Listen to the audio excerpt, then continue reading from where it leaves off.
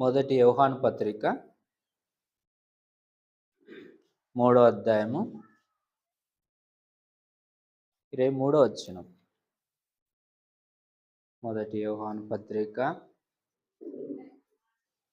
23వ వచనం చదవనమ్మా. ఆయన ఆజ్ఞ ఏదనగా ఆయన కుమారుడను యేసుక్రీస్తు నామమును నమ్ముకొని ఆయన మనకు ఆజ్ఞ ఇచ్చిన ప్రకారముగా ఒకనిని ఒకడు ప్రేమింపవలనది.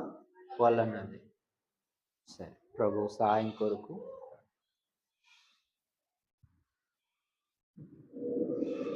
ప్రేమగల తండ్రి, నీ ప్రేమ అపారమైన ప్రేమ, కృపగల ప్రేమ, శాశ్వతమైన ప్రేమను బట్టి స్తుతిస్తున్నాం దేవా. ఇంతవరకు నీ నామమున ఏకీభించి ఆరాధిస్తూ ఆమె అంతా వచ్చావు. మరి బల్ల వర్తమానంలో కూడా సహాయం చేయండి. ఎలా ఇశ్రాయేలు ప్రజల్ని విడిపించావో మరి నాయన మేము ఈ ప్రేమ గురించి వివరించడంలో నీ జ్ఞానం ఇవ్వండి. కావలసిన మాటలు నా నోటి పెదవుల ద్వారా తాకండి. నన్ను ఖాళీ చేయండి. నేను ఏమాత్రం ఇక్కడ నిలవటకు శక్తి లేని వానయ్యా. మానవునిగా శరీరముగా చూసుకుంటే నిష్ఫలోజం లేని వాడిని ప్రభువా. నీ శక్తిని ఆశ్రయించుకుంటున్నా. నీవు నా ఆధారపడతా ఉన్నా నీ మీద ప్రభువా. నాకు సహాయం చేయి. నీవు నాకు మాట్లాడుతూ రండి. నీ ప్రజలతో మాట్లాడండి. వారి ఆశను తృప్తిపరుస్తూ రండి ప్రభువా. నా తలంపులు కాక నీ తలంపులు అనుగ్రహించండి. మా మధ్యలో మీరు సంచరిస్తూ రండి. నీ ఆత్మ నడిపించే ఆత్మ నా పైన మీరు నింపండి నైనా. సహాయము చేయమని నీకే అప్పచెప్పుకుంటూ తగ్గించుకుంటూ ప్రభుని యేసుక్రీస్తు వారి నామమున ప్రార్థించి వేడుచున్నాం తండ్రి. ఆమేన్.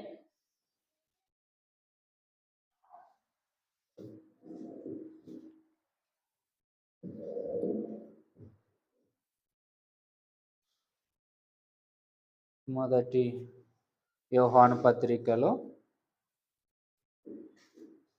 మనం ప్రేమ, ఆయన మాటలు గైకొనడంలో చూస్తూ ఉన్నాం.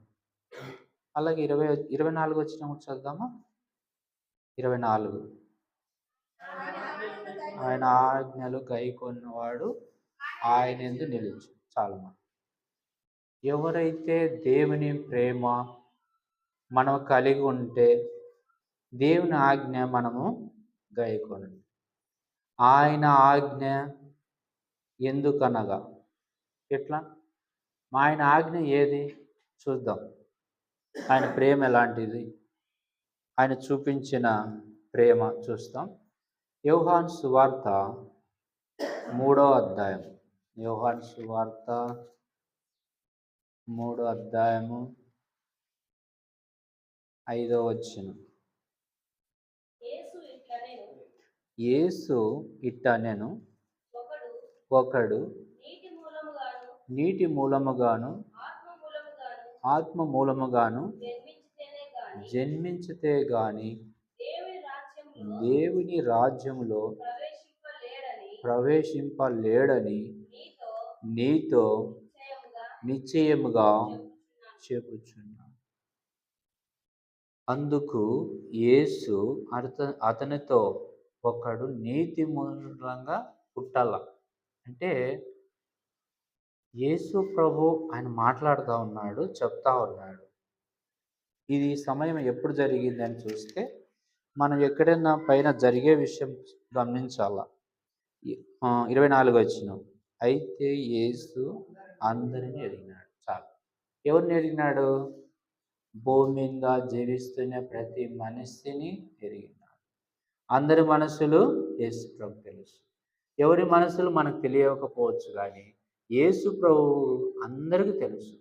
చెడ్డవారు తెలుసు, మంచివారు తెలుసు. ఆయా రకరకాల వీధులుగా యేసు ప్రభుని తెలుసు. అయితే ఇక్కడ అందుకు యేసు అతనితో కొత్తగా జన్మించాలి. పాతవన్నీ తీసేస్తాం. ఎప్పుడు తీసేస్తాం? పాతవన్నీ తీసేస్తాం. కొత్తవి ఎప్పుడొస్తాయి మన హృదయంలోకి అంటే మీరు చెప్పాలా. మీరు పల్లెల్లో ఉన్నారు కాబట్టి కొంచెం మీకు జ్ఞాపకం ఉండొచ్చు. పాతవి ఎప్పుడు తీస్తాం? కొత్తవి ఎప్పుడొస్తాయి?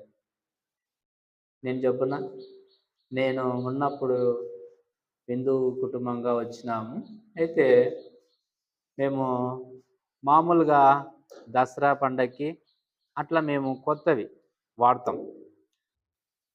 అవి కొత్తవి వాడి ఖచ్చితంగా కావాలా. ఖచ్చితంగా తెచ్చుకుంటాం. కానీ ఆ బట్టల ద్వారా కొత్తగొచ్చిందా? ఒక ప్రశ్న వేస్తుంది. బట్టల ద్వారా కొత్తగొస్తుందా? హృదయం మారుతుందా? హృదయం మారడం వల్ల మనం ఏదైనా చేస్తున్నామా? అందుకే ఆడ అంటున్నాడు యేసుప్రభు. ఒకడు కొత్తగా జన్మిస్తేనే అంత. వారమంతా తిరిగొస్తాడు ఒక లారీ డ్రైవర్. ఎంత మురికి ఉంటుంది. ఏ పరిస్థితులు ఉంటారు. ఆ వ్యక్తి వారానికి ఒకసారి వచ్చి ఇంటికి వచ్చి స్నానం చేస్తే ఎంతగా ఉంటుందో ఆ అనుభవం వారికి ఎట్టుంటుందో ఎవరైనా ఊహించుకోవచ్చు. కందెన మసి అన్ని నానాకగా ఒంటి మీద పడి ఉంటుంది. సబ్బు కూడా వేసింటాడు నాకు తెలిసి. ఒక పనులకు పేస్ట్ వేస్తాడు అంతే. ఎందుకంటే గోపాలకృష్ణ ఇక్కడ కృష్ణపాడ ఇక్కడ కణం కింద ఉన్నారు. మా తమ్ముళ్ళు ఉన్నారు ఇద్దరు ఒక లారీ ఉంది, డ్రైవర్ పోతాడు. గోపాలనారాయణ తర్వాత రామకృష్ణ. అక్కడ ఇద్దరు నా తమ్ముళ్ళు ఉన్నారు, మా చిన్నాయన కొడుకులు. అయితే వాళ్ళు చూస్తా, నేను గమనిస్తా. ఏంరా అంటే అంతే అన్నా అంట. ప్రభు నమ్ముకున్నాక నా దగ్గరికి రాకపోవచ్చు కానీ వాళ్ళని నేనైతే ప్రార్థన చేస్తా అంట.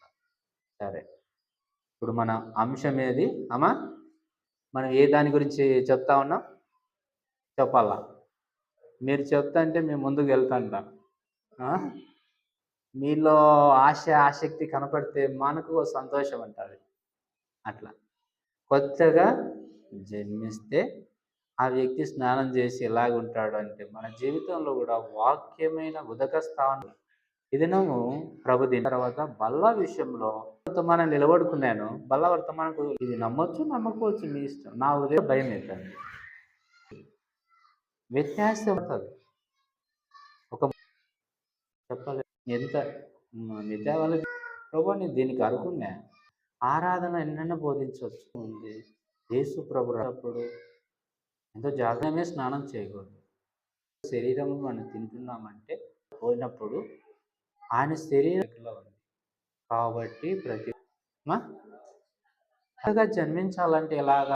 తీతు పత్రికలో ఒక మాట, 3వ అధ్యాయము తీతు.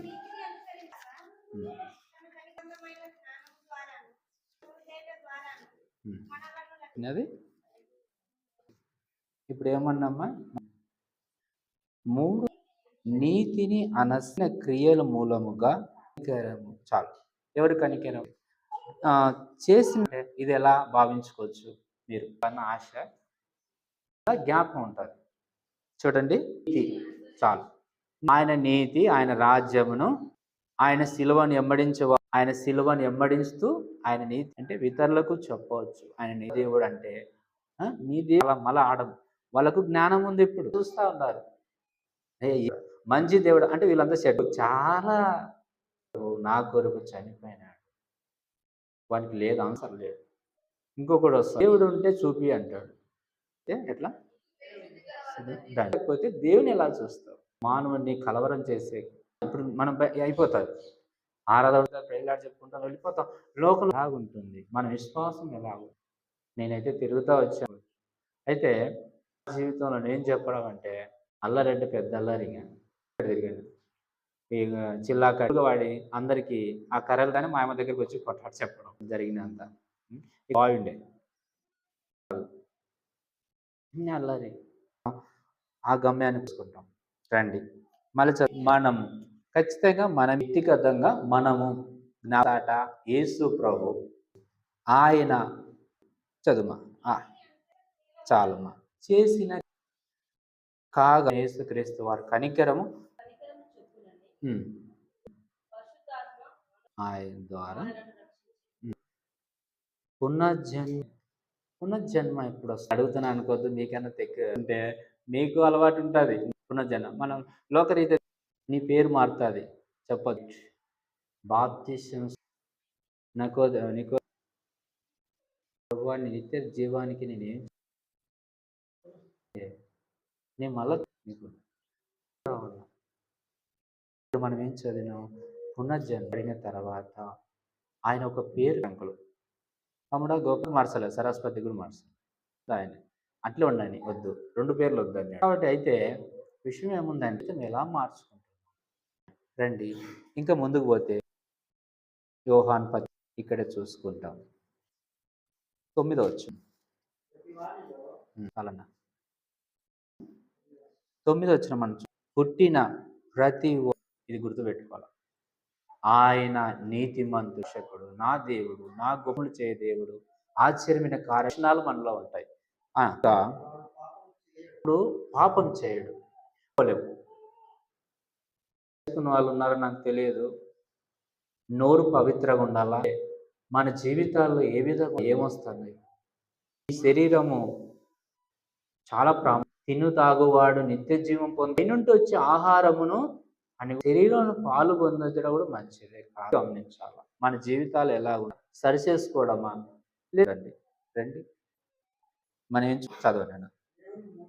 దేవుని ఆయన బీజమును గనుక వాడు దేవుని మూలంగా పాపం మాట దేవుడు అనుకున్నా కూడా వస్తాడు.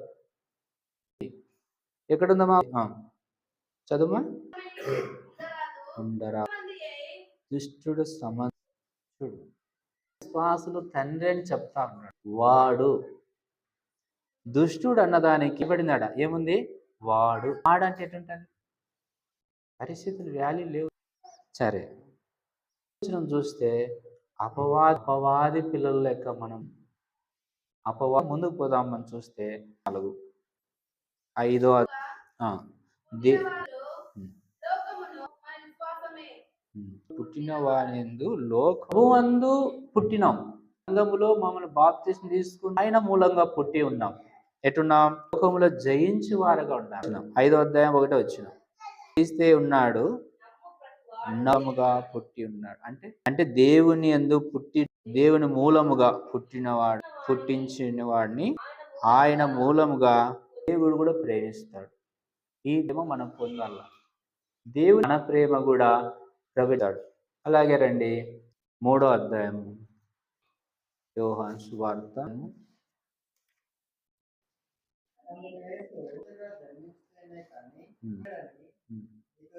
చాలు. మనం కొత్తగా పాతన పిలిచిన పిండి రండి. మొదటి యోహాను 20 నీతికి ఉన్న ఎడల నీడును ఆయన మూలం ఎరుగుదురు. ఆది వాడును ఆయన ప్రేమను పొందినాక ఇప్పుడు ఎలా ఉంటుందంటే ఇది యేసు ప్రేమ. ఈ ప్రేమకు నేను దూరంగా ఉంటే 2వ షో 10 ఏళ్ళు ఉంటాయి. 10 ఏళ్ళు 12 గంటలకు వస్తాండి. నేను వచ్చేవాడిని కాదు ఇంటికి, అట్లే పోవడం. ఇంటికి వచ్చేదిలే ఓట్లుండే అవి మధ్యాహ్నం. ఎందుకంటే నువ్వు చదువుకో. లాస్ట్కి నా కుటుంబంలో పరిస్థితులు ఎలా అన్న పోయినాడు, అక్క పోయినా, అంత పోయినా. నా కుటుంబంలో ఎవరు లేరు, నా అన్న లేడు. అవుట్. ఎట్లా జరిగిందా? నన్ను ప్రేమించాడు యేసు. క్లోజ్. అన్నలు 3 ఉండే, చెల్లెలు 4 ఉన్న. నా తల్లిదండ్రులు లేరు. ఆయన నా కొరకు లేరు అనుకున్నా. నన్నెందుకు అని వెళ్ళిపోయినా. ఎక్కడికి? దేవుడు నా ఎడల. ఇప్పుడు మనం చదువుతూ వచ్చాం చూడండి. ఆయన నీతి ఎరిగిన నా జీవితం అంతా ఆయన నీతి నేను ఎరిగిన వాళ్ళు. ఏ స్థానంలో ఉంటున్నా, ఏ పరిస్థితుల్లో ఉంటున్నామో తెలియదు. నాకు 2 గొప్పగా కాదా? నీతి ఎరిగితే దొరకదా? స్వీకరిస్తే దొరకదా? చూడండి రండి సువార్త 15వ అధ్యాయము ఆ, ఆ. నేను ఏం కోరుకోలే. పరలోకమైన తండ్రి నాకు ఏం తండ్రి తండ్రి నేను ఎలాగో మిమ్మల్ని అలాగూ ప్రేమించి లాస్ట్ అధ్యాయం అనుకుంటా బహుశా సియోనులో తన తండ్రి ఆదరించినట్టు దుఃఖపడినప్పుడు దేవుడు అంటే అన్ని ఇబ్బందులు ఇంకో పారి ఇలాగే ప్రేమి నేను జరిగిస్తా అంటే పాప వచ్చేసి వివేకానంద కాలేజీలో కరుపత్రికలు తీసుకోవాలా అని ఉండాలి. తీసుకొని వచ్చే ఆశతో ఆడపిల్లలు ఎంత బాగా మా పాప ఫస్ట్ ఇయర్ చదువుతా చిన్నవి మామూలుగా రమణారెడ్డి అని ఒక వ్యక్తి వచ్చాడు తిట్టినాడు. ఏమో ఓ సాట తప్పించుకొని తెలియదు, ఆ రెఫరెన్స్ తెలియదు, తిట్టినాడు. అందరూ కలిసి తిట్టినారు. ఆమె తిడుతు మీరేంటి బస్ట్ పట్టిస్తారు నాకు చెప్పలేము అని చెప్తున్నట్టు మా గొప్పతనం కాదు, ఆశ దేవుని ప్రేమ, దేవుని గొప్పతనం అంతే. చూడండి ప్రేమ, అది ప్రేమ. ఇప్పుడు ఏం చేస్తాడు నాకు సమస్తము చదువు 9 వచ్చి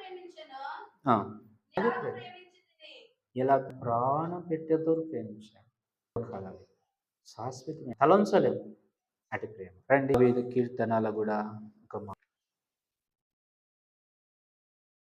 119 101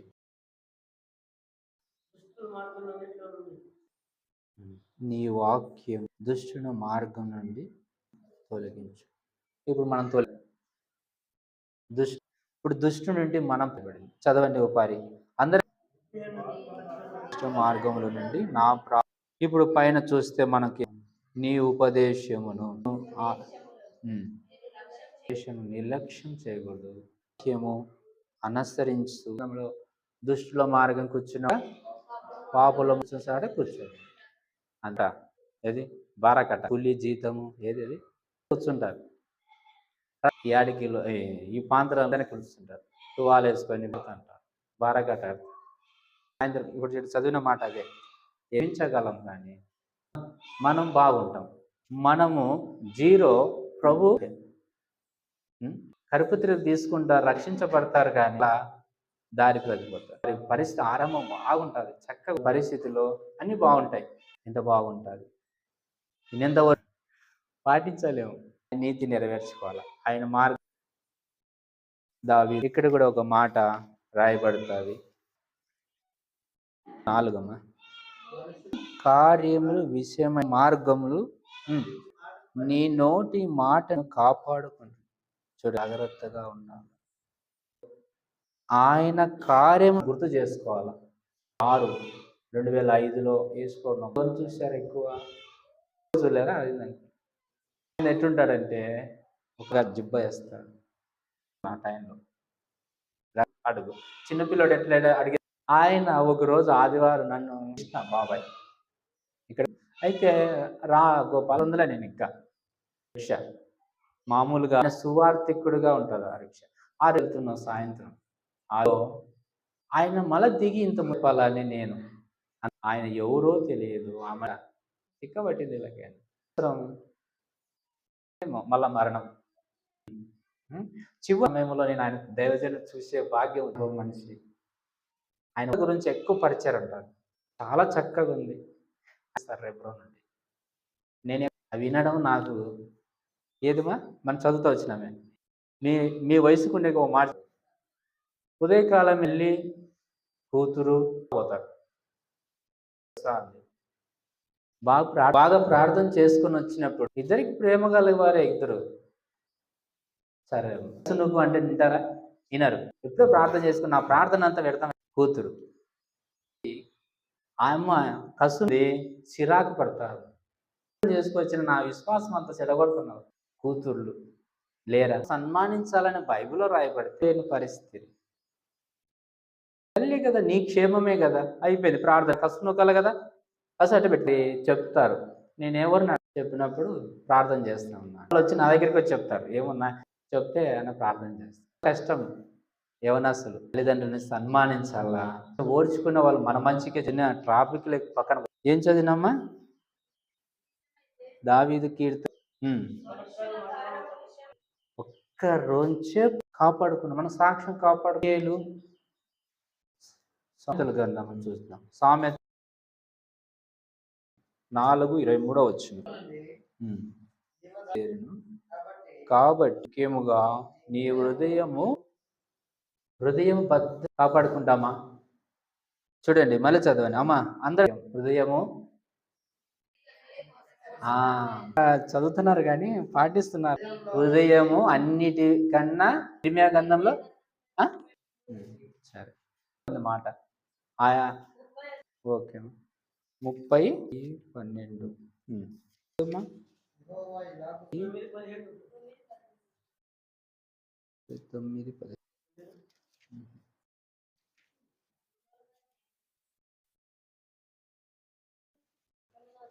9:10 17 అధ్యాయము ఇర్మీయా గ్రంథం ఏముందమ్మా? అన్నీ అడుగుతుంది. అవన్నీ తీర్చారక్క. మీరు వినింటారు ఎస్తేర్ పాల్ బాగా పెట్టుకున్నది, బాగా తీసుకునేస్తుంది. బాగా దగ్గర అన్నీ పెట్టింది, ఒక్కటి పెట్టుకోలేదు. ఎబ్రోన్లు అడిగిన సేవకుడు అడిగితే అమ్మ తీర్చి ఇంత పరిచయం రోజు చెప్తావు, ఓ రోజు ఉంటారు 2 రోజులు టైం. అంత సిస్టర్స్తే పూర్తిగా తీసేసుకోవాలా. దాన్ని మనకు ధ్యానం మనం పాటించినప్పుడు రండి మెతలు గ్రంథంలో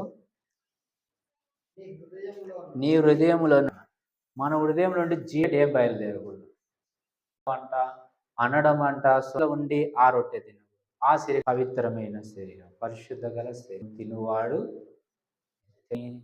చేసి పశ్చాత్తాపడి మల బాధలు పడమో తెలియక పరిచయం చేశారు. రండి ఆది కాండములో నా మాటలు మీకు అర్థం నచ్చని అట్లా అందుకు అడుగుతున్నాను. మనం నేను గొప్పవాడు మీరు గొప్పవారు కాదు. ఏముంది చూద్దామా? ఇక్కడ నీవు నా భూలోకం జనులన్నీ ఆశీర్వదింపబడి ప్రమాణము యెహోవా సెలవిచ్చాను. మనం ఆశీర్వదింపబడతాం. మన ఎట్లా ఆయన మాట మనం వినాల. మనంలో ఏం చూసినాం? మీకా గ్రంథంలో ఇప్పుడు అవన్నీ చూసినాం. ఆయన నీతి అనుసరించడంలో అని ఆయన ఆశీర్వదిస్తారు. ఇవన్నీ లాస్ట్ మొదటి 11:28 తాను పరీక్షించుకొనవాలని ఆ పాత్రలను త్రాగు. కానీ జాగ్రత్త, మనం జాగ్రత్త వినకపోతే చాలా కష్టం. మనకిచ్చి మనం ఆయన ఎందు ఎలాగున్నాం. ఆయన మనము దేవుని మనం ఎవరి మూలంగా పుట్టాలి ప్రకారంగా ఆలోచించేది ఉదయ స్నానము అనే దాని రైట్ ఆలోచన. మీరు చదువు ఒకసారి చదువు. స్నానం సరే అట్లా మన ఆలోచనలో ప్రభు మన పరిస్థితుల్లో ఆయనకు అప్పచెప్ప